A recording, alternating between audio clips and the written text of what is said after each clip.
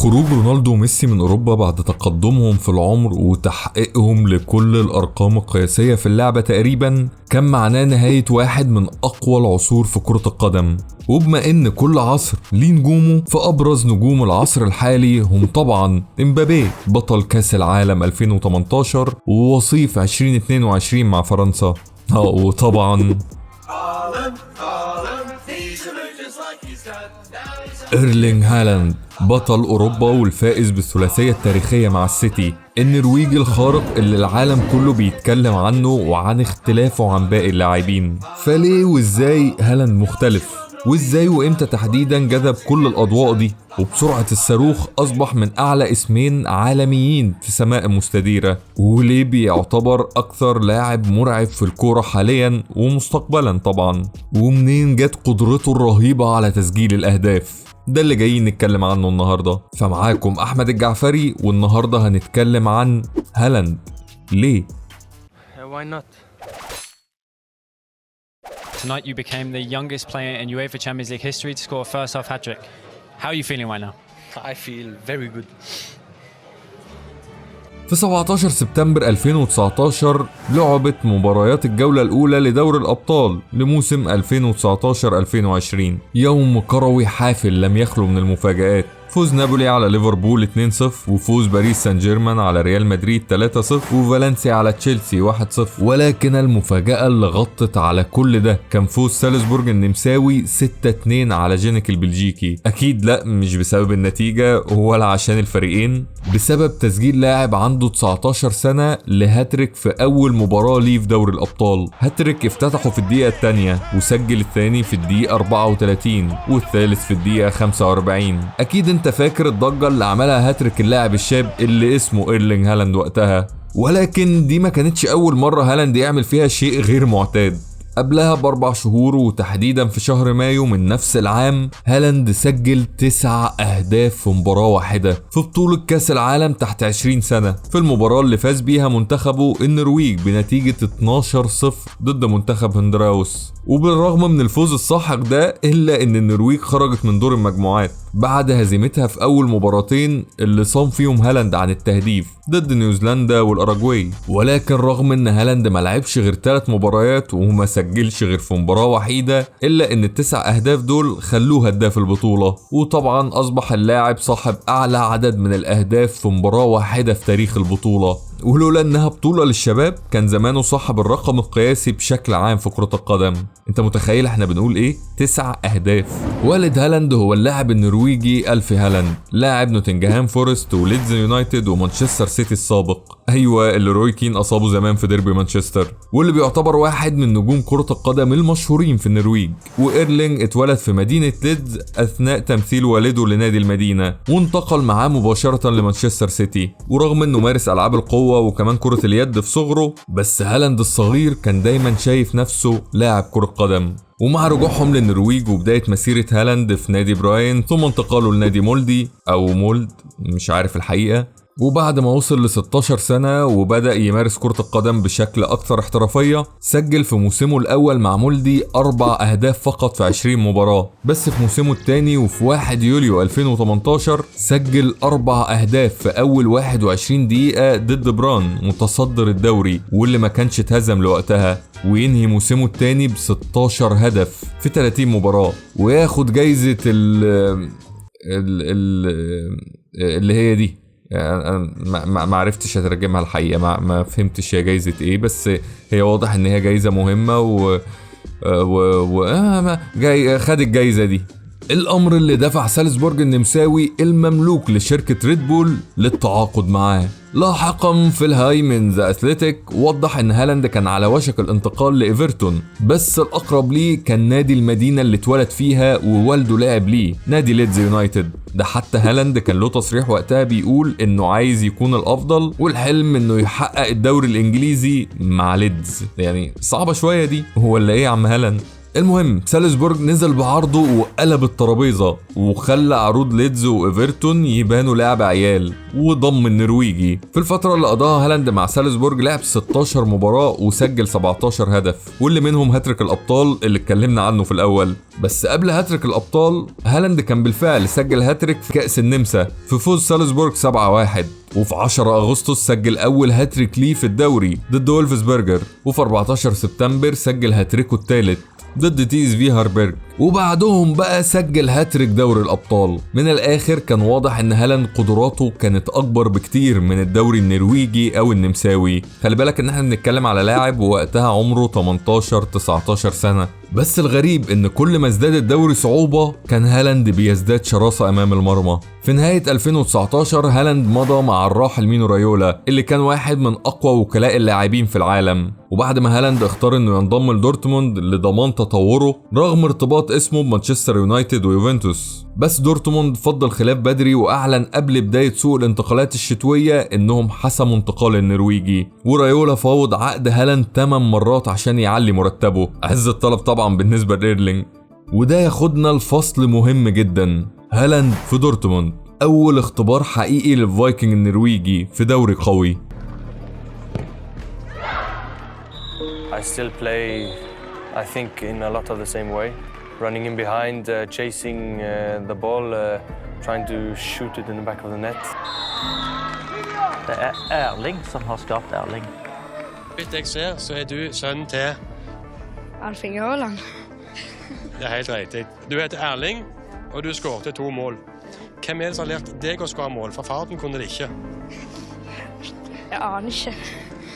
Meg selv. عكس اللي ممكن ناس كتير تتخيله، هالاند من بداية لعبه في الدوري النرويجي مرورا بالنمساوي لحد الألماني وفترته في دورتموند ما كانش بيلعب كرأس حربة كلاسيكي جوه الصندوق. هالاند كان بيلعب كمهاجم عصري أو جناح أو خط وسط مهاجم، مش كمركز في الملعب أو في الخطة، ولكن كطريقة لعب وتسجيل أهداف. وبالفعل في بداياته مع نادي مولدي كان بيلعب كجناح، وده شيء ضد كل صفاته الجسمانية وقدراته. جون مولر محلل ذا أثليتيك بيقول في مدونة سبيس إن هالاند جيد في شيء واحد فقط وقتها يعني، وهو التحولات الهجومية والهجوم من وضع الحركة. تخيل ان هالاند العملاق ده في اول 4 مواسم سجل 5 اهداف فقط بالرأس، وهدف وحيد براسه في اول موسم مع دورتموند، واكتر موسم سجل فيه رأسيات كان اخر مواسمه مع دورتموند لما سجل 5 اهداف بحالهم. ده غير انه مش معتمد على التيب ان اللي هي المقشرات او الاهداف السهلة، واعتماده الرئيسي في الهجمات على التحولات الهجومية والانطلاقات.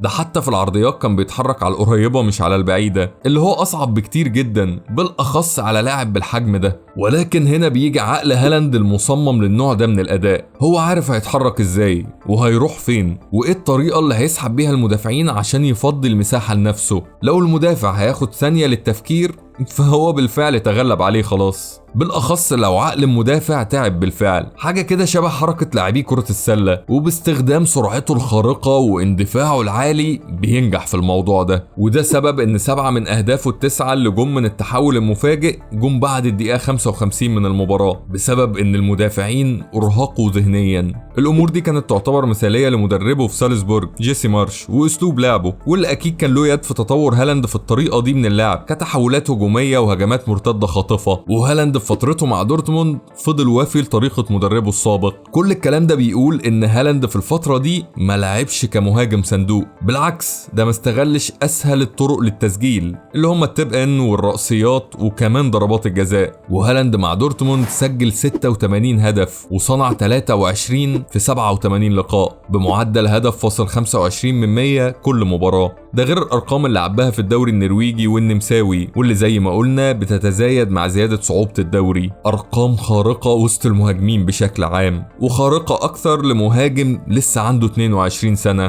تخيل صديق الرائع، هالاند يمتلك افضل معدل تسجيل اهداف في تاريخ الدوري الالماني، هدف كل 87 دقيقة، وبجانب مبابي فالاتنين في السن ده مسجلين اهداف من كريستيانو رونالدو، ليونيل ميسي، ليفاندوفسكي وبنزيما. مش بقول انهم هينهوا كاريرهم باهداف اكتر، مع ان بقانون الاوفسايد الجديد ممكن نشوف اي حاجه، انا بس بقول ان بدايتهم تهديفيا اعلى وبشكل واضح. ولكن بقى اللي بشوفه مرعب في هالاند هو بحثه الدائم عن التطور. حسب اوستن نيرلاند الاداري في نادي مولد او مولدي النرويجي اللي لعب ليه هالاند وهو عنده 17 سنه، ان عكس كل الناشئين في النادي اللي كانوا بيخلصوا تمرين او يلعبوا مباراه وتمام على كده، هالاند كان دايما بيجي لهم المكتب ويسالهم عن مستواه وكان كويس في ايه وايه اللي محتاج يتطور. ومدربيه بعد كده اجمعوا على ان هالاند كوتشابل او لاعب سهل تدريبه، وحتى بعيدا عن المدرب فهو نفسه بيراجع اللي حصل وبيشوف ايه اللي محتاج يطوره او يشتغل عليه من نفسه. هو بيتعامل مع نفسه على انه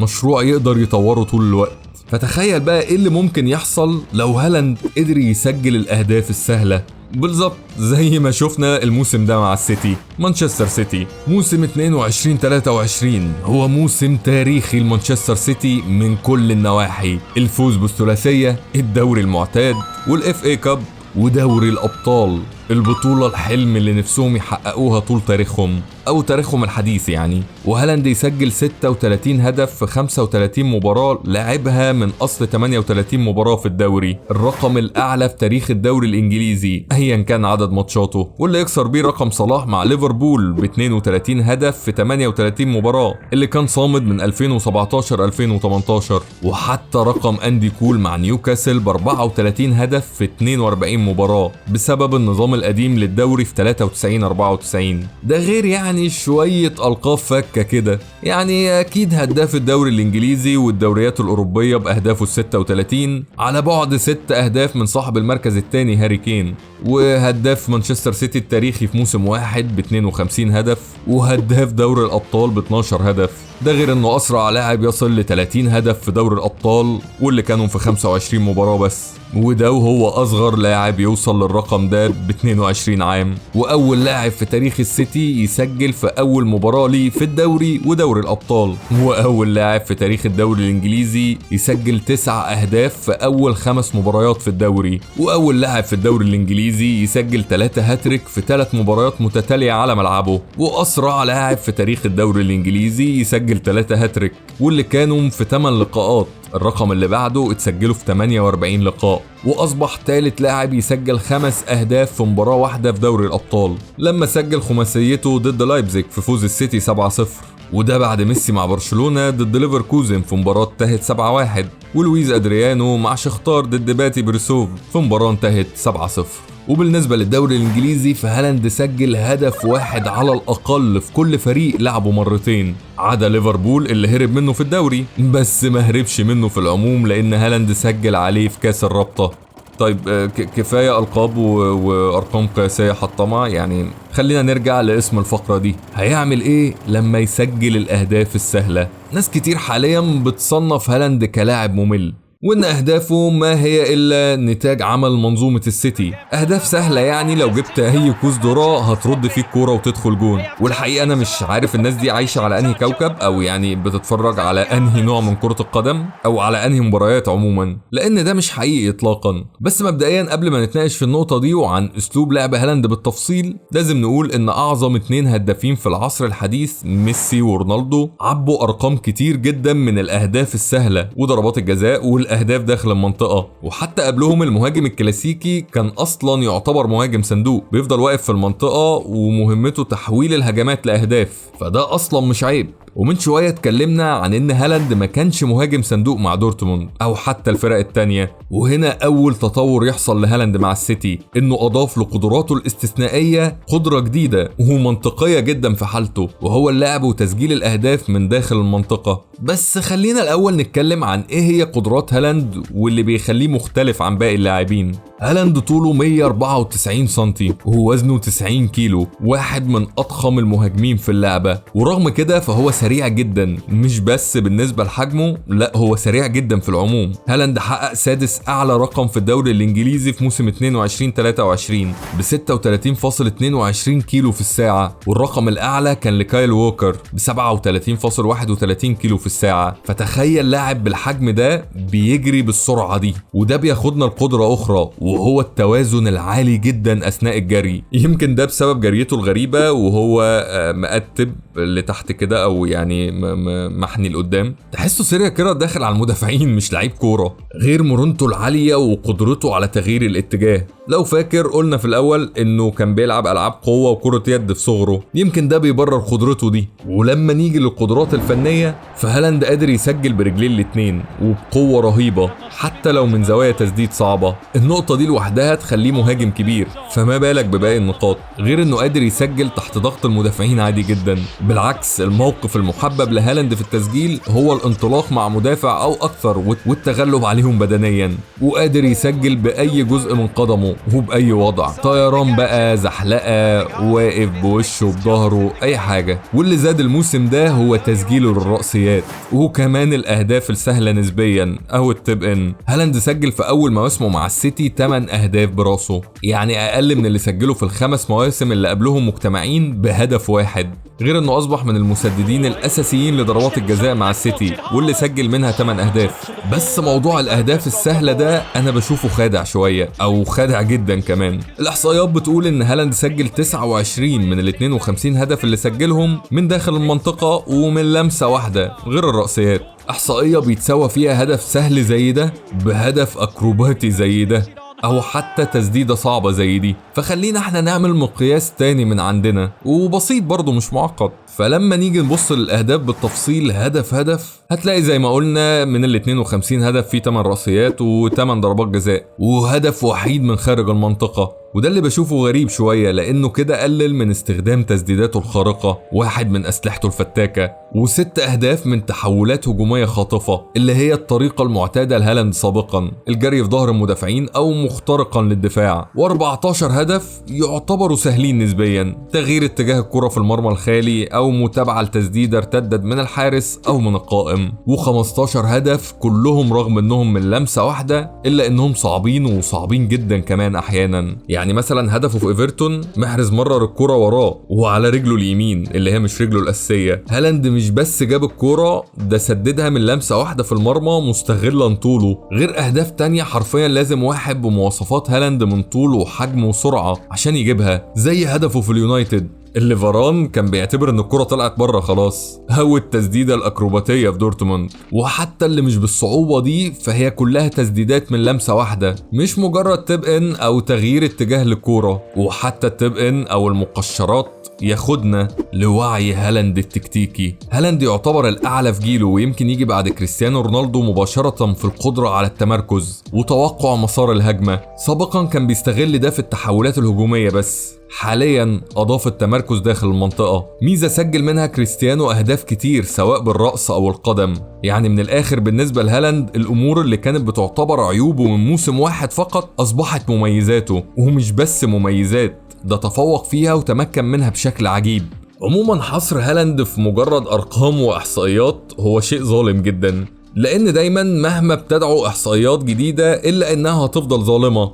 وبرغم كده هالاند في كل مواسمه اهدافه عدت الاكس جي الخاص بيه، اخرهم الموسم الماضي لما سجل 36 هدف في الدوري والاكس جي بتاعه هو 28.66. فحتى الاحصائيات بتثبت انه خارق. وطبعا لما يبقى خلفك كتيبة من اللاعبين الخارقين في منتصف الملعب وعلى جانبيه، المفروض ان التسجيل يصبح امر سهل. كفاية الثنائية الخارقة ما بين هالاند مع دي بروينا اللي لقى رأس الحربة المثالي اللي يصنع له الاهداف. 12 هدف صنعهم كيفن دي بروين لهالاند، وبعده فودن وجريليش اللي صنع كل منهم 4 اهداف للنرويجي. بس تخيل بقى، رغم مستوى لاعبي السيتي الخارق في صناعة الهجمات وكل اللعب الجماعي وكل الكلام الجميل ده وارقام هالاند دي، بس خد المفاجأة، هالاند ما كانش بيتم الاعتماد عليه بشكل كامل في السيتي. ده في فترات من الموسم كان 68% من انطلاقات هالاند مش بيتم استغلالها اصلا من زملائه، تحديدا من بداية الموسم لشهر مارس، وقعد تقريبا 16 مباراة بدون ما يحصل على انفراد مع الحارس او يسجل من انطلاقة من انطلاقاته المعتادة. وغالبا ده مش بس بسبب تنفيذ زملائه ليه، لا ده كمان بسبب تكتل اغلب الفرق دفاعيا. يمكن ده سبب ان هالاند ركز اكتر على طرق التسجيل الاخرى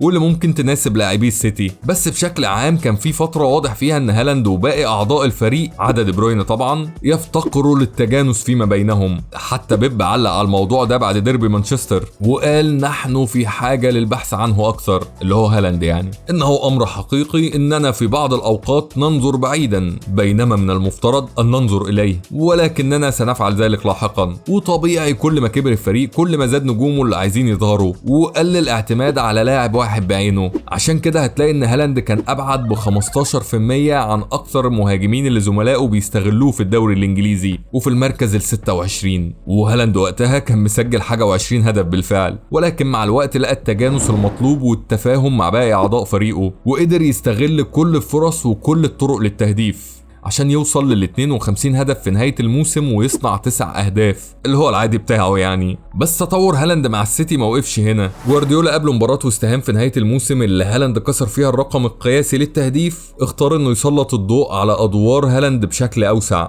مش بس كمسجل اهداف، وقد ايه هو بيساعدهم في الضغط وفي الادوار الدفاعية، وانه بيشترك في الكور الطويلة وان دي حاجة ما كانتش موجودة قبل كده في السيتي، وازاي هو بيقدر يحافظ على الاستحواذ لفريقه. وانتوا عارفين قد ايه ده مهم لبيب. الغريب ان ده نفس جوارديولا اللي كان بيفضل من فترة مش بعيدة انه ما يعتمدش على راس حربة اصلا، زي ما قلنا في فيديو الرقم 9 والرقم 10. المهم جون ميلر محلل ذا اثليتيك اللي كل شوية بنجيب في سيرته عامل تحليل طويل شوية عن استخدامات بيب لهالاند تكتيكيا في الخروج بالكرة وسحب المدافعين، واللي سماه الهالاند دروب. بس ما علينا، انت فهمت الصورة يعني. اعتقد ان احنا اتكلمنا كرويا بما فيه الكفاية. بس هل فعلا هالاند لاعب ممل زي ما في ناس بتطلق عليه؟ انا اسف على المقارنه دي اللي انا هقولها، ولكن يفرق ايه اسلوب هالاند عن اسلوب رونالدو بعد ما تحول لراس حربه؟ مراوغات قليله قد تكون منعدمه في مباريات كتير مع حصيله اهداف عاليه وتمركز خرافي وقدرات بدنيه وكرويه استثنائيه. انا اكيد مش بقارن بين الاتنين، مش منطقي اصلا اقارن بين اسطوره قعدت 15 سنه في التوب ليفل وحطم كل الارقام القياسيه مع اسطوره لسه بنقول لها تاتا تاتا ايه عالم هتبقى اسطوره ولا يعني مجرد زوبعه او عاصفه او يعني اعصار في فنجان. انا بس بقارن بين اسلوب اللعب بين نسخه المهاجم بتاع كريستيانو وبين نسخه هالاند.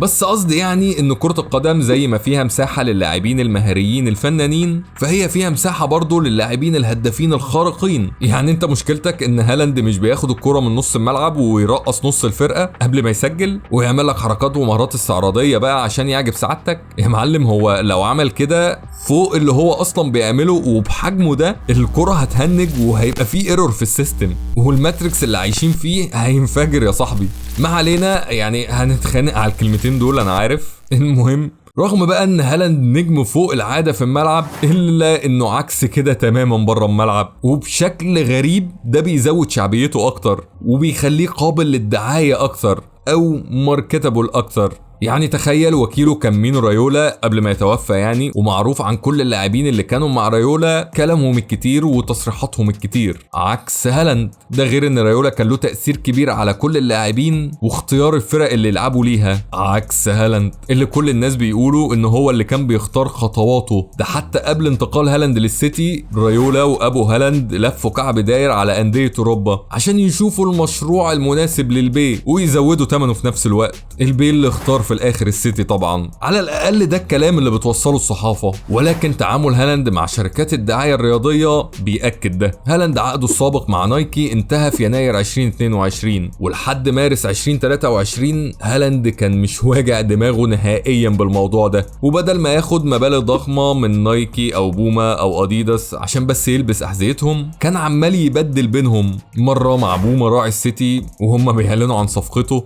ومره مع نايكي ومره مع اديداس ويسخن بجزمة نايكي ويلعب الماتش بجزمة اديداس، مال يبدل حرفيا. هو نفسه بيقول انه بيحب يميكس براندات مع بعض عشان ده بينرفزهم جدا. وما تفهمش بقى دي كانت استراتيجية من هالاند عشان يجس نبض السوق، او ثقة زيادة في نفسه عشان يعلي من مبلغ التعاقد، او دراسة لشكل السوق والمشجعين، او كلهم مع بعض. الكلام ده لحد مارس 23 لما مضى مرة أخرى مع نايكي، بس المرة دي مضى لارتداء أحذيتهم لمدة 10 سنوات ب20 مليون يورو سنويا، كواحد من أعلى عقود الرعاية تاريخيا، عشان يصعد لمستوى مبابي ونيمار وطبعا ميسي ورونالدو. وده غير طبعا مقابلات هالاند واللي كانت حديث العالم بالأخص في فترته مع دورتموند. هو حرفيا مش عايز يقف قدام الكاميرا، فبيرد بأقصر الردود الممكنة والواقعية في نفس الوقت. حاجة كده زلاتان في نفسه. Enjoy. Whoa, we're close now. I'm enjoying my life, working hard and smiling. هالاند اصلا لفترة طويلة كان مادة دسمة للميمز، وكان ترند لمدة طويلة على منصات التواصل، وطبعا صوره بره الملعب بأغرب صيحات الموضة الممكنة، وخروجاته في المزرعة السعيدة. هو دايما بيقضي الأجازة في المزرعة، بيشرب لبن وياكل فشة وكرشة ولحمة راس وكبدة، اللي هو غير اعتيادي وغير طبيعي، وده اللي بيخليه مميز جدا وقابل للتسويق جدا جدا جدا. تقدر تقول فايكنج معاصر، ودي صورته مع ذات الأذنين عادي. هالاند بعد تحطيمه للرقم القياسي في مباراة وست هام سألوه ناوي على ايه دلوقتي، هو قال لهم هكون مجنون لو لسه بفكر اجيب اجوان.